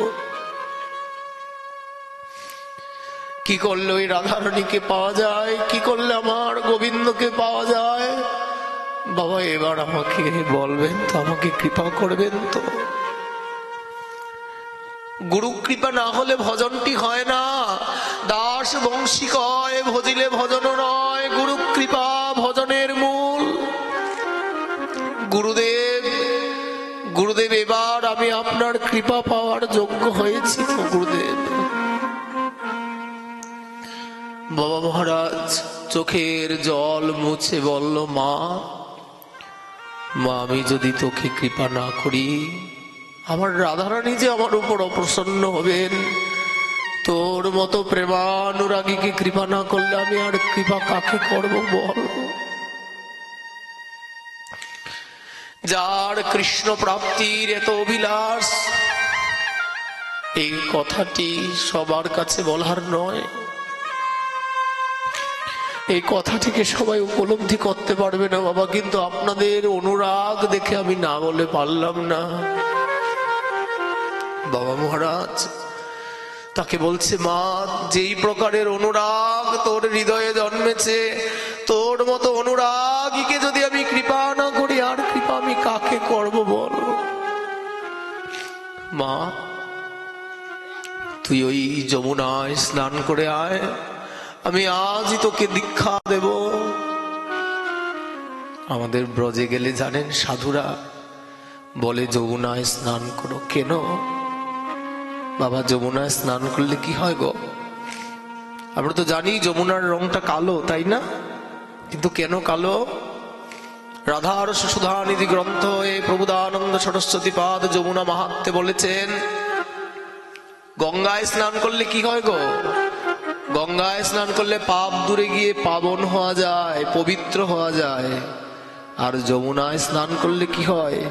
যমুনায় স্নান করলে কৃষ্ণ প্রেম পাওয়া যায়। গঙ্গায় স্নান করলে যেমন পাপ দূরে গিয়ে পবিত্র হওয়া যায় মা, যমুনায় স্নান করলে কৃষ্ণ প্রেম পাওয়া যায়। ব্যাখ্যা দিয়েছেন যমুনার জলটা কেন কালো। বলে ভগবানের অষ্টপ্রধানা মহিষীর মধ্যে একজন আছে না, কালিন্দী যমুনা। বলে সে আমার গোবিন্দকে এত ভালোবাসে না, কৃষ্ণ চিন্তা করতে করতে, কৃষ্ণের ভাবনা ভাবতে ভাবতে যমুনা নিজে কৃষ্ণময় হয়ে গিয়েছে বলে যমুনার রংটি কালো। মহাজন বললেন আরেকটা ব্যাখ্যাও আছে। আমার রাধারানীর হৃদয়ে কস্তুরী দ্বারা অলকা অঙ্কন করা থাকে। বলল রাধারানী যখন আমার গোবিন্দের সঙ্গে যমুনায় অবগাহন করতে যায়, তখন ওই যমুনার জলের স্পর্শে রাধারানীর হৃদয়ের অলকাগুলা বিধৌত হয়ে যমুনার জলের সঙ্গে মিশে যায়। রাধারানীর অঙ্গের কস্তুরিকার স্পর্শ যমুনার মধ্যে আছে। কোনো ভক্ত যদি কৃষ্ণ প্রেম প্রাপ্তির লালসায় যমুনার মধ্যে ডুবকি লাগায়, তখন যমুনা তাকে সেই রাধারানীর প্রেম প্রদান করে দেয়। যমুনা কৃষ্ণ প্রেম দানে, রাধা প্রেম দানে সামর্থ্য রাখেন। তাই বলল মা, মা তুই এক্ষুনি যমুনায় গিয়ে স্নান করে আয়। যমুনা স্নান করে আসলে আমি তোকে দীক্ষা দেব, যা মা। সেই রাজকন্যা এই শরীরটাকে পুড়ে দিয়ে ওই যমুনায় গিয়ে ডুবকি লাগালেন। আহ, যমুনায় ডুবকি লাগিয়ে যেন তার অর্ধাঙ্গ প্রেমে পূর্ণিত হয়ে গেল। বাবা মহারাজের কাছে আসলো। বাবা মহারাজ তার কর্ণরন্ধ্রে হরিনাম প্রেরণ করলেন, হরিনাম প্রদান করলেন এবং তদন্তে অষ্টাদশাক্ষরী মন্ত্র প্রদান করলেন। বৃন্দাবনে অপ্রাকৃত নবীন মদন কাম বীজ কাম গায়ত্রীতে যার আরাধন। সে মন্ত্ররাজ গোপাল মন্ত্র অষ্টাদশাক্ষরী মন্ত্র তার কর্ণের মধ্যে প্রদান করলেন। বললেন মা, আজ থেকে তোর কাজ হচ্ছে তুই এই কেশিঘাটে বসে লক্ষ্য হরিনাম জপ করবি, মন্ত্র জপ করবি, আর ব্রজগোপীর ঘরে গিয়ে মাধুকুরি মেঘে খাবি। ব্রজগোপিকার ঘরের মাধুকুরি হচ্ছে কৃষ্ণ প্রেম পাওয়ার এক মাধ্যম। তাই তো ঠাকুর মহাশয় বললেন, কবে ব্রজ বৃন্দাবনে যাইয়া মাগিয়া খাইব মাধুকুরি। বাবা মহারাজের কৃপা পেয়ে সেই রাজকন্যা ওই রকমই করলেন। গুরুদেবের আজ্ঞা মানতে হয় তো। শিষ্য কাকে বলে? যে গুরুদেবের আদেশ নির্দেশের প্রাধান্য দেয় এবং গুরুদেবের শাসন যে মানে, সে কিন্তু শিষ্য হয়। যে গুরুদেবের আদেশ নির্দেশের মর্যাদা দেয় না, সে শিষ্য হতে পারে না। জানেন, সে ওখানে বসে ভজন করছে। হৃদয়ে এত অনুরাগ থাকলে কি কিশোরীমণির কৃপা হবে না? ওই যমুনা পুলিনে ভজন করছে বসে বসে। অনেক দিন, অনেক বছর চলে গেল। ভজন করতে করতে সে রাধা মাধবের দর্শন পায় মানসে। আর মনে মনে ভাবে, আহা, যদি একদিন সেই কুঞ্জে কিশোরী আর প্রাণেশ্বরের সাক্ষাৎ সেবার সৌভাগ্য আমার হতো, আমার এই জীবনটা ধন্য হয়ে যেত। একদিন যখন সে রাত্রিবেলায় ভজন করছে, নুপুরের ধ্বনি শুনতে পেল। কার চরণের নুপুর জানি বাজছে, রুনুর ঝুনুর করে মধুর মধুর নুপুর বাজছে। মধ্যরাত্রির পরে প্রায় 2টা-2:30 বাজে। কেশিঘাটের চতুর্পাশ জঙ্গলাকীর্ণ, জঙ্গলময়। সে নুপুরের ধ্বনি শ্রবণ করতে করতে করতে করতে গভীর অরণ্যে চলে গেলেন। সে যতই যায় মনে হচ্ছে নুপুরের ধ্বনিটা আরো ভিতরের দিকে চলে যাচ্ছে। তখন ওই ভেতরে যেতে যেতে একটি জায়গায় গিয়ে না আর কিছু শুনতে পায় না। এমন বিদ্যুৎ বেগে ধাবিত হয়েছিল না, শ্রমে ক্লান্ত হয়ে সেখানে পড়ে গেলেন। কখন যে সূর্যোদয় হয়ে গেল বলতেই পারে না, সকাল হয়ে গেছে। মূর্ছিত হয়ে পড়ে আছে, কিছুই বলতে পারে না, চৈতন্য নেই, অচৈতন্য হয়ে গেছে। কে জানি এসে তার মাথার মধ্যে হাত বুলিয়ে দিচ্ছে। ওই স্পর্শটা পেয়ে তার চৈতন্য ফিরেছে। দেখলো একটা ছোট্ট ব্রজ লালি। আপনারা যেমন মেয়ে বলেন না, আমাদের বৃন্দাবনে বলে লালি আর লাল্লা। ছেলেদের লাল্লা বলে আর মেয়েদের লালি বলে।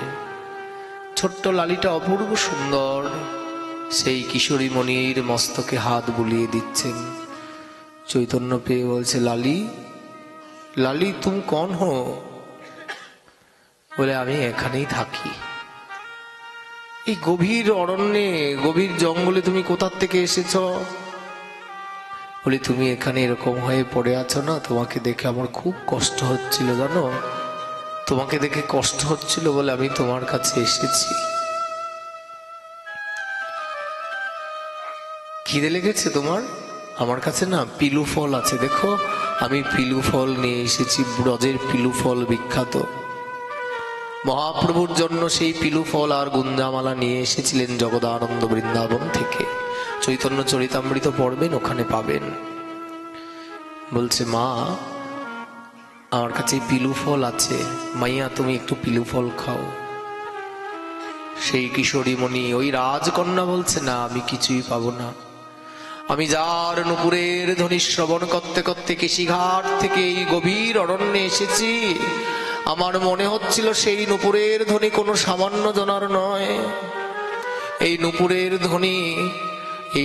ধ্বনি আমার প্রাণেশ্বরী রাধারানীর। আমাদের গোবর্ধনের কৃষ্ণদাস বাবা মহারাজ বলেছিল না, রাধে তোমার চরণ নুপুরের ধ্বনি, কবে শুনিব কি শ্রুতি ভরি। ওগো ছত্র কমল বলয় কুণ্ডল, বেদী শঙ্খ চন্দ্রাবলী। রাধে বেদী শঙ্খ চন্দ্রাবলী, যব শক্তি গদা সৌভাগ্যাদি চিহ্ন, কবে দেখিব নয়ন ভরি। রাধারানীর চরণ কমলের তলায় 49 চিহ্ন বিদ্যমান আছে। কৃষ্ণদাস বাবা চেয়েছিল আমি কবে সেই চরণ, কবে সেই নুপুরের ধ্বনি শুনব, কবে সেই চরণে অঙ্কিত সেই চরণ চিহ্নগুলোকে দর্শন করব। দেখুন আজকে ওই লালির কাছে বলছে, লালি আমি কাল রাত্রে যে নুপুরের ধ্বনি শুনেছি, কোনো সামান্য নুপুরের ধ্বনি নয়, আমি জানি এটা রাধারানীর। কিশোরীমণি আমার সঙ্গে ছলনা করেছে, আমিও সংকল্প নিয়েছি যতক্ষণ না উনি আমার কাছে এসে দাঁড়াবে, আমাকে কৃপা করবে, আমি ততক্ষণ পর্যন্ত আর কোনো কিছুই গ্রহণ করব না। প্রয়োজনে আমার এই প্রাণ আমি ছেড়ে দেব। জানেন ওই যে ছোট্ট লালিটা এসেছিল না, ওই হাতের মধ্যে পিলু ফল নিয়ে, অনেক প্রকার বলার পর একটাও পিলু ফল তাকে পাওয়াতে পারলো না। কাঁদছে, সেই কাঁদছে আর বলছে, যতক্ষণ আমার রাধারানী আমায় কৃপা না করবে, আমাকে দর্শন না দেবে, আমি কোনো কিছু গ্রহণ করব না। আমি গতকালকে বলেছিলাম না যে আমার রাধারানী অপার করুণাময়ী, উনি ভক্তের প্রেমাস্ত্র সইতে পারে না। এমনিতে কি তাকে পাওয়া যায়? কৃষ্ণ বলে না কাঁদিলে কৃষ্ণ নিধি নাহি মিলে, যার হা গোবিন্দ হা রাধে বলতে ঝরে, বলে সেই তো রাধারানীকে পাবে, গোবিন্দের কৃপা পাবে। কাঁদতে কাঁদতে বলছে, আমার কিশোরী মণি যতক্ষণ আমায় করুণা না করবে আমি কিছুই গ্রহণ করব না। ওই লালিটা ওই কথাটা শুনতে পেয়ে বলছে, এত জেদ পারবে? সে যদি অনেক পরে তোমার কাছে আসে তুমি পারবে তো? পারবে তো তুমি না খেয়ে থাকতে তার জন্য? বলি, প্রয়োজনে আমি আমার প্রাণ ছেড়ে দেব, আমি সংকল্পচ্যুত হব না। এরকম কে পারবে সংকল্প নিতে জানে? যে এরকম বলল, ওই ছোট্ট লালিটা একটু মৃদু হেসে দূরে গিয়ে দাঁড়িয়ে অপ্রাকৃত চিন্ময় জ্যোতি প্রকাশ করে সাক্ষাৎ রাধারানীর স্বরূপ ধারণ করে তাকে দেখা দিলেন। বলো বৃন্দাবনেশ্বরী রাধা রানী সরকার কি।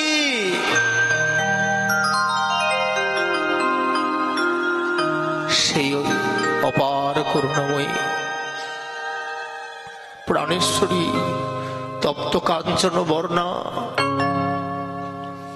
সে অদ্ভুত রূপ দেখে সে রাজকন্যা তাকিয়ে রইল। আহা, এত সুন্দর রূপ! বলি, সাধে কি আমার গোবিন্দ ভুলে? ওই রূপের যদি এত মাধুর্য না থাকবে, ওই রূপ দেখে সাধে আমার গোবিন্দ ভুলে? কিশোরী মণির চরণে মিনতি করলেন, প্রাণেশ্বরী তুমি যদি কৃপা করে আমাকে দর্শন দিয়েছ, আমি তোমার কুঞ্জ সেবা প্রার্থনা করি, তোমার কুঞ্জ সেবার দাসী করে আমাকে তোমার চরণে রাখো। করুণাময়ী তার অভিলিপ্সিত বাঞ্ছাটাকে পূরণ করলেন, তার অভিলিপ্সিত বাঞ্ছা পূরণ করলেন। তার শরীরটা পড়ে রইল এই জঙ্গলের মাঝে। সাধক কি চায়? আমার এই দেহ হোক ব্রজের মাটি, আমার এই প্রাণ হোক ব্রজাঙ্গনা, হরি হে আমার এই বাসনা। শরীরটা পড়ে রইল ব্রজের রজের মধ্যে, প্রাণ চলে গিয়ে ব্রজাঙ্গনা হয়ে কিশোরী মণির চরণ সেবায় চলে গেল। ওই যুগলের জন্য যারা চেষ্টা করে, যুগলের ভজনের জন্য তাদের প্রচেষ্টার ফল এই হয়। ওই যে বলল, তাদের নিচনি ত্রিভুবন, যারা কায় মনোবাক্যে আমার রাধারানীর জন্য গোবিন্দের জন্য সমস্ত কিছু ওই চরণ কোমলে বিলিয়ে দেয়, তাদের কথা জগতের সবাই জানে। জগতের জীবের আয়ুষ্কাল কতদিন? 40, 50, 70, 100 বছর, বা তার ছেলে মেয়ে থাকলে আরো 20 বছর ঘরে ছবি হয়ে ঝুলবে, তারপরে তার আর খোঁজ কেউ রাখে না। কিন্তু আমার রাধা মাধবের চরণের দাস দাসী যে হয়ে যায়, তারা আজীবন পর্যন্ত স্থায়িত্ব কাল থাকে। তার কথা শুনে কত ভক্তের হৃদয়ে অনুপ্রেরণা জাগে রাধা মাধবের সেবা করার জন্য। সেজন্য ঠাকুর মহাশয়ের ত্রিপদীর সার্থকতা সেখানে, যে যুগল ভজন করে যারা প্রেমানন্দে ভাসে, তাদের নিচনি ত্রিভুবন। আমাদের ওইভাবে ভজন করতে হবে, শুধু কালো রজ পড়ে আর আমার গুরুদেব ব্রজবাসী, আমার গুরুদেব বৃন্দাবনে থাকে বললে হবে না বাবা। আমার ভজন করতে হবে, সাধ্য বস্তু সাধন বিনা কেহ নাহি পায়। গুরুদেব আমাকে যে ভজন দেখিয়েছেন, গুরুদেব আমাকে যে ভজন শিক্ষা দিয়েছেন, আমাকে সেই ভজন করতে হবে। ভজলেই তো তাকে পাওয়া যায়, ভজন ছাড়া তাকে পাওয়া যায় না বাবা। ভজন করতে হবে, সাধ্য বস্তু সাধন বিনা কেহ নাকি পায়। সেদনে বঞ্চিত হলে হবে কি উপায়? গুরু প্রদত্ত মন্ত্রাদিতে, গুরু প্রদত্ত ভজনের নিয়মে বিশ্বাসপূর্বক ভজনের দ্বারাই রাধা মাধবের সেবাকে প্রাপ্ত হয়ে যায়। তাই যুগল ভজন কাদের জন্য? অনুরাগীর জন্য যুগল ভজন। অনুরাগীরাই ভজনের মাধ্যমে ভগবত কৃপাকে লাভ করতে পারে। শুধু ভক্তগণ অনেকেই অনেক দূর দূরান্ত থেকে এসেছেন, তাই আজকে আর সময় নষ্ট করলাম না। সকলের হৃদয়ে যেন সেই অনুরাগ জন্মে, আমরা যেন অনুরাগ রসে রঞ্জিত হয়ে রাধা মাধবের সেবা করতে পারি। সেই সেবা বাসনাটি রাধারানীর চরণ কমলে রেখে আজকের মতো কথাক্রম এখানেই বিশ্রাম দিলাম। রাধারানীর কৃপা হলে পুনরায় আস্বাদন হবে। নিতাই গৌর সীতানাথ প্রেমানন্দে হরি হরি বল। বল হরি রাধা গোবিন্দ গিরিধারী প্রেমানন্দে হরি হরি বল।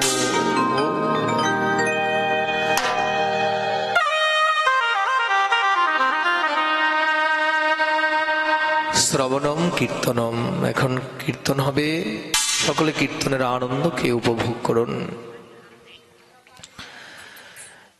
আর প্রসাদ পাওয়ার অন্তেই সকলে যাবেন, ঠিক আছে? করতালি দিয়ে জয় জয় রাধে রাধে